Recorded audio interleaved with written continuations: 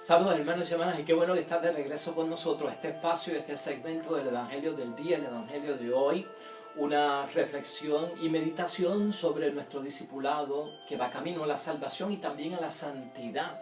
Ya hoy es miércoles de la 14ª semana del tiempo litúrgico y el calendario litúrgico de nuestra iglesia. Y hoy tenemos un Evangelio, hermanos y hermanas, que es la elección de los 12 discípulos, el llamado por parte de nuestro Señor Jesucristo, de Mateo capítulo 10 versículo 1 al 7. Importante para nosotros, y hemos sacado una reflexión básicamente de su santidad Francisco, hermanos y hermanas, que nos ayuda a reflexionar. Y tengo la reflexión basada en las palabras del Papa Francisco sobre este evangelio, y el Papa nos exhorta y nos dice: entremos en la iglesia y no nos quedemos en la entrada. Esa es la exhortación del Papa Francisco sobre este evangelio. Entremos en la iglesia y no nos quedemos en la entrada. De eso vamos a estar hablando hoy en Reflexión al Evangelio. Cómo somos parte integral de esta iglesia y no simplemente meros espectadores, y no nos vamos a ver como extranjeros en nuestra iglesia, porque es allí donde nuestra vida también toma lugar. Vamos a pasar al Evangelio, a leerlo, hermanos y hermanas. Lectura del Santo Evangelio según San Mateo. En aquel tiempo Jesús llamó a sus 12 discípulos, les dio poder sobre los espíritus inmundos para expulsarlos y para sanar toda clase de enfermedades y dolencias. Estos son los nombres de los 12 apóstoles. Primero, Simón, de sobrenombre Pedro, y Andrés, su hermano; Santiago de Zebedeo y su hermano Juan; Felipe y Bartolomé; Tomás y Mateo, el recaudador de impuestos; Santiago el Alfeo y Tadeo; Simón el cananeo; y Judas Iscariote, el que también le traicionó. A estos 12 los envió Jesús con las siguientes instrucciones: no se dirijan a países de paganos, no entren en ciudades de samaritanos, vayan más bien a las ovejas descarriadas de la casa de Israel, y de camino proclamen que el reino de los cielos está cerca. Palabra del Señor. Pues ahí lo tenemos, hermanos y hermanas. Jesús escoge a este grupo selecto que conocemos como los 12, que son los apóstoles. 12 eran las tribus de Israel. 12 son los discípulos de Cristo elevados en este llamado a ser no simplemente discípulos, sino apóstoles. Ahí hay una clara referencia a lo que era la antigua alianza del pueblo de Israel, como las 12 tribus, y ahora la nueva alianza por parte de Cristo con esta base y fundamento que son los 12 apóstoles. También fijarnos rapidito porque tal vez es cuestión de salir de dudas, ¿no? Vayan a las ovejas perdidas de Israel. Este final que dice Cristo: no se dirijan a países de paganos, no entren en ciudades de samaritanos, vayan más bien a las ovejas descarriadas de la casa de Israel, como que limitó el alcance, porque Cristo mismo había trabajado y había hecho apostólica con samaritanos, ¿verdad? Y con romanos y con paganos. Más tarde Cristo veremos que va a extender el alcance de la misión evangélica, pero en este momento es para las ovejas descarriadas de Israel. Pero al fin y al cabo, hermanos y hermanas, aquí tenemos el llamado de los 12, aquí tenemos la lista de aquellos que fueron convocados por nuestro Señor Jesucristo. Aquí están los criterios a tener en cuenta durante el ejercicio de la misión a la cual Cristo los envió. ¿Por qué los necesita, hermanos y hermanas, específicamente a 12 apóstoles? Bueno, Cristo necesita organizar pues sus reuniones, hermanos y hermanas, transmitir sus enseñanzas a un grupo clave para así ir multiplicando los signos y los milagros que Él realiza en torno a los enfermos y a los endemoniados. Recordemos, Cristo está consciente de que esta vida pública va a ser por 3 años, que va a enfrentarse a una pasión, a una muerte, y claro está, irá a resucitar, pero tendrá que regresar a la derecha del Padre, ¿no? Y entonces esto hay que darle continuidad. Eso es uno de los grandes motivos que nosotros vemos, es la delegación, dejar personas preparadas al frente como cabezas para que puedan seguir dirigiendo la salvación que Él inició en aquel momento. Hermanos y hermanas, Jesús está proyectando su iglesia. Eso es lo que nosotros vemos en este evangelio. Quiere darle ese potencial de tener ese equipo de trabajo y esa cabeza al frente. Los apóstoles van a ser testigos, y esto es bien clave aquí. Los testigos son enseñados por parte de Jesús una forma de vivir adecuada a la voluntad de Dios. Por eso los elige, y veremos nosotros en el evangelio que son sacados aparte los 12 para ser que instruidos. A ellos es que se les da instrucción. Sobre ellos hay palabras que a veces no se pronuncian sobre el resto de los seguidores o sobre el resto de los discípulos. Y la forma también en que se ha de conducir, hermanos y hermanas, la iglesia es manifestada a estos hombres. Por lo tanto, se verá aquí establecido delante de los apóstoles, y ellos lo van a continuar, lo que es el modelo de la iglesia. Por eso es que es importante. Hay palabra de Dios aquí, hermanos y hermanas, abundante para vincularnos a nosotros, y por eso estamos siguiendo la enseñanza del Papa Francisco en torno a este evangelio, ¿no? Entrar a la iglesia, hermanos y hermanas, y no quedarnos en la entrada o de lejos a la puerta, sentirnos parte de ellas. Cristo llamó a los que quiso, nos recuerda el evangelio. Los que tenían capacidad, hermanos y hermanas, ¿para qué? Para predicar lo que estamos viendo, para sanar, y les da también una autoridad aquí exclusiva para sanar enfermos, para hacer exorcismo, reprender al demonio y echarlo afuera, que eso es parte de la obra evangélica de nuestra iglesia. ¿Quiénes eran esta gente, hermanos y hermanas? Jesucristo estuvo con gente inteligente y con gente profesional en sus 3 años de vida pública, pero aquí tenemos la mayor parte de los que Cristo eligió, cuyos nombres hemos escuchado aquí: pescadores, hermanos y hermanas, del lago. Había una persona que era cobrador de impuestos, que ustedes bien recordarán en la persona de Mateo. Había un publicano, que era el mismo Mateo. Había un maestro de la ley, que era Bernabé, y era gente común, es lo que nosotros vemos, hombres sencillos de servicio, pero tenían una capacidad de ser responsables hasta cierto punto. El nombre de Judas es mencionado, y es mencionado, pues lamentablemente, por lo que hizo, ¿no? Aquel quien lo entregó. Pero Judas se cerró al amor, porque allí está Pedro también seleccionado, y Pedro lo negó 3 veces, lo abandonó en su momento más crítico a nuestro Señor Jesucristo, y se escapó de muchas cosas que le podían perseguir por haberse negado a ser un seguidor. Pero Pedro nunca se cerró al amor de Jesús y encontró el perdón. Pero lo importante en ver en la sencillez, en lo común, en los ordinarios de estos hombres, hermanos y hermanas, que el que tiene el poder para transformar es nuestro Señor Jesucristo. Cristo conoce a profundidad lo que somos capaces de dar y no dar, y lo que seremos capaces de hacer.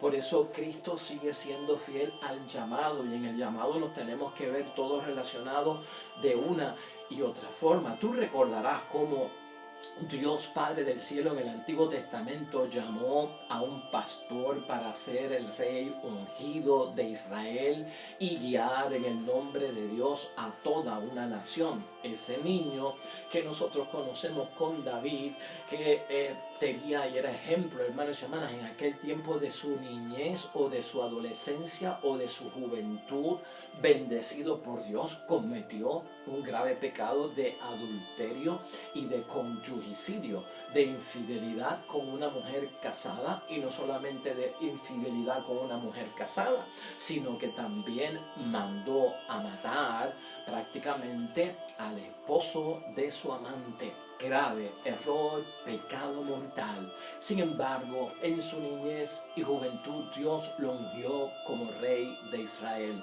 ¿Por qué hizo esto Dios sabiendo lo que venía? Porque Dios transforma, porque Dios da amor. Y el que no se cierra al amor puede ser seguidor. Es de lo que es llamado y puede seguir en la presencia de Dios. Esto lo tenemos que ver en sentido de que a veces esa indignidad nos hace como quedarnos fuera de la iglesia y no sentirnos parte de la iglesia. En este llamado, eso es lo que tenemos que ver, hermanos y hermanas, como los sencillos, los humildes, algunos conocían de letras, otros no, algunos sabían expresarse, otros no, algunos pues cuando hablaban pues lamentablemente no decían y no manifestaban su pensamiento difícil de comprender, pero Él los llama. ¿Por qué? Porque aquí hay una posibilidad de transformación. En Juan 15, 16 sabremos todo lo que dijo Cristo. No, ustedes no me eligieron a mí. He sido yo quien los he elegido a ustedes y los preparé para que vayan, o sea, para ser enviados y den fruto. Dice Jesús, y den fruto, y su fruto permanezca. Así es como el Padre les concederá todo lo que pidan en mi nombre, o sea, en el poder y por el poder de Jesucristo el Señor. O sea que aquí nada viene de acuerdo a nuestros méritos, hermanos y hermanas, y somos todos indignos de responderle a Dios en su llamada. Si Él nos llama, Él nos va a hacer dignos, Él nos va a dar la fuerza y nos va a llevar ¿a qué? Hacia adelante. Estos discípulos más tarde, hermanos y hermanas, se encargarán ¿de qué? De llamar a otros. De llamar a otros para que vengan a evangelizar y estén en todo este ministerio. En la iglesia, hermanos y hermanas, todos somos llamados a realizar un trabajo apostólico, de catequesis, de misión, de evangelización, de propagar la fe. Todos estamos llamados en ese sentido. Ahora, exclusivamente nadie puede ser apóstol a no ser que reciba un llamado especial por parte de Dios. Eso está claro para nosotros porque un testigo oficial de Dios es un apóstol y por lo tanto si no es llamado, hermanos y hermanas, entonces no es considerado para tal aspecto. ¿Cómo puede ser hoy en día? Los apóstoles hoy en día son representados legalmente y ministerialmente por los obispos de nuestra iglesia. Y es que ha concentrado todo ese ministerio de ser apóstoles. Pero en términos de nosotros, hermanos y hermanas, y ahora brevemente y para terminar, para que tú veas cómo este evangelio nos llama a todos, ¿verdad? Para nosotros es poner esto en mente, este llamado a lo que me invita, hermanos y hermanas, y este llamado a lo que me hace considerar es esas palabras del Papa Francisco. Entremos de lleno a la iglesia y no nos quedemos en la entrada. Nosotros lo que hemos visto en la palabra de Dios, en la evangelización, en este mismo segmento que tenemos del discipulado, como le llamo yo, de la formación espiritual, con todo este evangelio, nosotros lo que hemos visto, hermanos y hermanas, es que Jesús es el que inicialmente hace toda la obra. Jesús es el que hace toda la obra. El trabajo es realizado en el Nuevo Testamento por parte de Cristo nuestro Señor. Estas son las acciones, hermanos y hermanas, que descubren que Cristo está en fundación de la iglesia.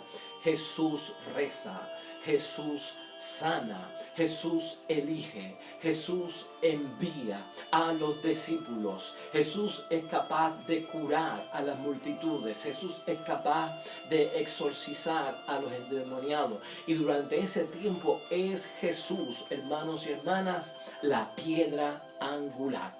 Por eso es que le llamamos la piedra angular. En los evangelios lo que vemos es el protagonismo de Cristo y Cristo haciendo la evangelización solo por su cuenta.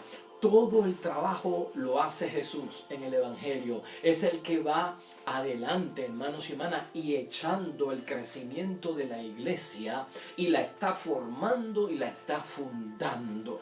Entonces llega un momento en que hay que pasar, hermanos y hermanas, la antorcha, hay que dárselo a otra persona en cierto momento.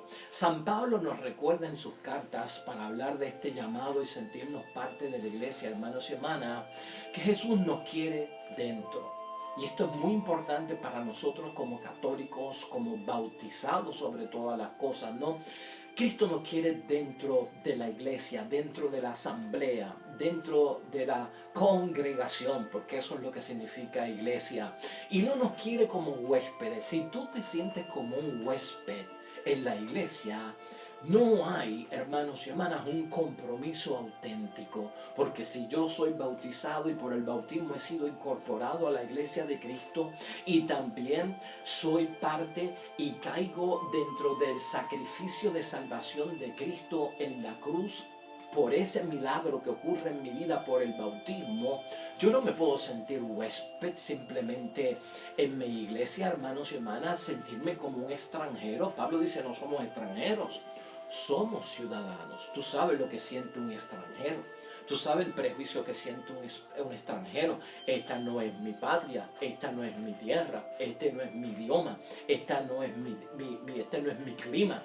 Se sienten extranjeros. Si tú te sientes un huésped en tu iglesia, aquí no hay compromiso, lamentablemente. Si tú te sientes como un extranjero, entonces no estás viéndote como que esta es tu tierra y este es tu pueblo natal, tu iglesia, la ciudadanía es del cielo. Esta es nuestra tierra natal y no estamos de paso en la iglesia tampoco. Si tú piensas que esto es cuestión de que estoy pasando por la iglesia superficialmente, en mi compromiso como bautizado, tú no estás de paso, hermanos y hermanas. Aquí tenemos que estar, dice su santidad Francisco, enraizado. Echamos raíces en la iglesia. Tenemos el derecho de ser ciudadanos y nuestra vida está allí, en la comunidad, en la asamblea, en la iglesia, que es el pueblo de Dios. Ahí es que está nuestra vida como tal, hermanos y hermanas. Francisco dice más todavía, sí, dice que hay católicos que dicen, sí, yo soy católico, pero no demasiado. Yo soy católico, pero esos son los católicos que se quedan fuera. Esos son los católicos que están de paso. Esos son los católicos que se ven como que son extranjeros. Esos son los católicos que no se encuentran dentro, hermanos y hermanas, que se ven como invitados, como huéspedes. O sea, la forma en que a veces nosotros nos sentimos y hablamos de la iglesia, pues del obispo, del papa, es como si ellos no fueran parte de nosotros o si nosotros no fuéramos parte de él. Ay, es que ese sacerdote que está en mi iglesia, es que ese obispo, es que la iglesia ha hecho tanto. O sea, nos desligamos a veces con el vocabulario. Con esto hay que tener cuidado, porque las palabras dicen lo que está en el corazón. El pensamiento a través de las palabras se revela. La iglesia, el papa, ¿no? El obispo es nuestra iglesia, es nuestro papa, es nuestro obispo, es nuestro sacerdote. Y cuando estamos de paso, cuando nos vemos como extranjeros, hermanos y hermanas, cuando nos vemos como simples huéspedes en nuestra iglesia, es como un paso transitorio. Dice el papa, esto no tiene sentido. La persona que dice que no está comprometido completamente. A veces, lamentablemente, escuchamos a feligreses que no les gusta el sacerdote que les tocó de turno en la administración o como párrocos, ¿no? Y están pidiendo que cambien al cura. Y también escuchamos curas y sacerdotes que como que no están muy conformes con el cambio, la comunidad nueva que les tocó, y como que quieren salir de esa comunidad. Esto es cuando a veces nos vemos como huéspedes, hermanos y hermanas, cuando nos vemos de paso, cuando nos quedamos en la entrada. Mire, hay recomendaciones valiosas. Si tal vez el sacerdote pues es mayor de edad y tú te sentirías mejor con un sacerdote joven, si el sacerdote no es un gran predicador y no domina la palabra y te aburren sus sermones o son repetitivos, si por alguna razón tú en tu mente quieres que cambien al sacerdote, es mejor que antes de que tú le pidas al obispo que cambie al sacerdote, pídele en oración a Dios que le dé fuerza a ese sacerdote y que le cambie el corazón. Porque esa es la actitud del que está adentro y no ve la iglesia a distancia. Igualmente el sacerdote, hermanos y hermanas, cuando caemos en comunidades que son fuertes, que son grandes o que son cortas, en comunidad con pocos líderes, que no hay convocatoria cuando uno llama para las misas, para las procesiones, para las actividades, pues también el sacerdote se siente esta comunidad. Yo quisiera que me cambiaran. Ese sacerdote, como es parte de la iglesia y está incorporado en ella y su vida transcurre allí, más que pedirle un cambio al obispo de comunidad y de parroquia, lo que tiene que pedir es que a Dios que cambie el corazón de esas almas a través de Él. Porque ese es el espíritu, hermanos y hermanas, de los que estamos dentro, de los que no nos quedamos en la entrada. Es conveniente verlo desde ese punto de vista, el auxilio que necesita la iglesia, hermanos y hermanas, en funerales, con un buen laico que sepa de la palabra, que sepa cantar, que tenga un ministerio de música, que pueda ir a las casas del enfermo, un círculo de oración aquí, la visita a los enfermos, al olvidado, al marginado, las obras de caridad. Pues esto no se puede sentar aquí felizmente con ir los domingos a la misa y prácticamente pues cumplir con el precepto y el resto de la semana pues que Dios los coja confesado y a Dios que resuelva ahí. Eres parte de la iglesia y no te puedes conformar con ir 4 domingos al mes a la iglesia sin escuchar un llamado por parte de Dios.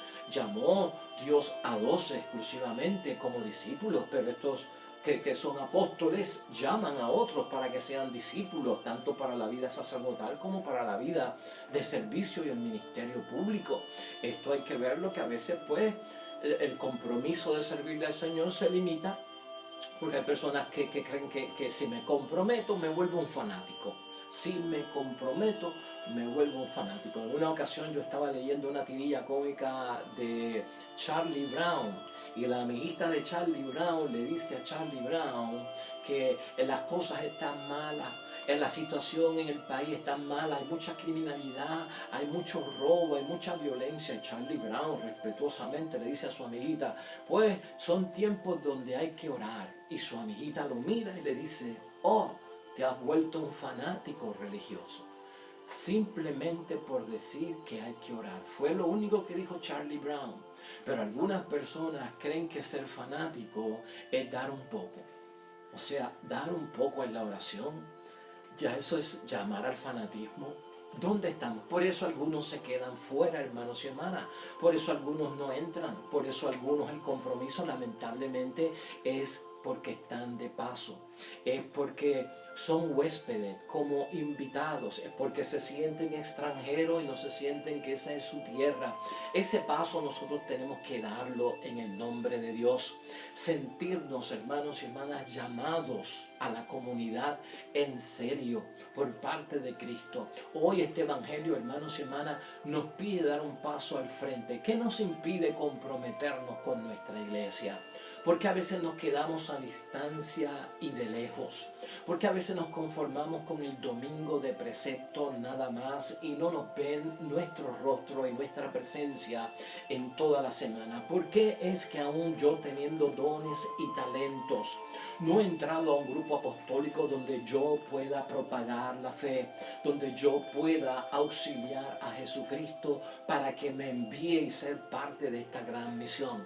Esa es la pregunta que debemos de hacernos en el día de hoy. Entremos a la iglesia, hermanos y hermanas. No nos quedemos en la entrada. No nos quedemos solo como destinatarios. El que se sienta a recibir y a recibir, pero no es capaz de dar nada. Hay un protagonismo en cada uno de nosotros particular, hermanos y hermanas, porque en el cuerpo de Cristo todos los miembros trabajan cosas diferentes. Una es la fe y uno es nuestro Salvador, que es Jesucristo el Señor. Así que vamos a motivarnos, hermanos y hermanas, a dar ese paso al frente. No nos quedemos en la puerta, entremos de lleno. Y sabrás tú que el mismo Dios te dará tiempo. Porque a veces no es que no tenemos tiempo. A veces la situación es que no sabemos manejar nuestro tiempo. El día en que tú le pidas al Espíritu Santo que te ayude a manejar tu tiempo, Él te dará el tiempo necesario y tú verás qué es lo que verdaderamente es importante. Le darás prioridad y verás qué es lo que realmente necesitas y no tanto lo que quiere. El Papa Francisco termina su reflexión con una oración que quiero repetir aquí. Que el Espíritu Santo, dice el Papa, nos lleve a ver y a entender a todos nosotros esta iglesia que tiene la fuerza en la oración de Jesús por nosotros y que es capaz de sanarnos a todos nosotros. O sea, si el detalle está en alguna debilidad, Dios nos va a hacer digno, hermanos y hermanas, y la oración siempre estará ahí. Un sí siempre para nuestra iglesia y un protagonismo propio de los discípulos que no solamente creen en Cristo, sino que siguen a Cristo. Pues ahí lo tenemos, hermanos y hermanas. Nos veremos mañana con un nuevo programa. Vamos a orar al Dios del cielo para que al invocar su nombre, al santificarlo, su presencia y obra con nosotros estén, al invocar a Cristo por su muerte en su cruz, por su sangre derramada, la salvación nos llegue a todos, y también al Espíritu Santo al invocarlo, que un soplo de vida lleno de dones, de vida en abundancia como frutos estén con nosotros y nuestra familia. El favor siempre de la intercesión de María Santísima ante Jesús, su Hijo, Madre de Dios y Madre nuestra. Amén. Pues hermanos y hermanas, Dios bendiga a los que esperan el reino de los cielos. El mensaje ha sido para ti, no para otro. Nos vemos mañana, con el favor de Dios, con un nuevo capítulo del Evangelio y su reflexión. Dios te bendiga. Hasta pronto.